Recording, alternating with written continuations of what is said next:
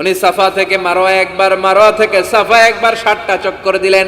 এই 60টা চক্কর, এই দৌড়াদৌড়িটা আল্লাহর কাছে এত ভালো লেগেছে, কিয়ামত পর্যন্ত সব হাজীদের জন্য এই জায়গায় দৌড়াদৌড়ি করাটা আল্লাহ ওয়াজিব করে দিয়েছে।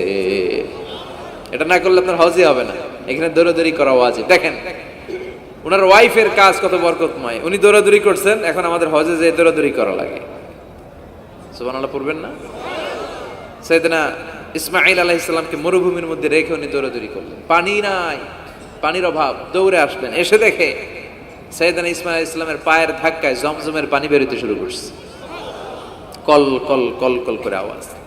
সাইয়েদনা ইব্রাহিম, ইসমাঈল, হাজার এরা আরবি ভাষা জানতেন না, এরা সুরিয়ানি ভাষার মানুষ ছিলেন। কোন ভাষা? সুরিয়ানি ভাষা।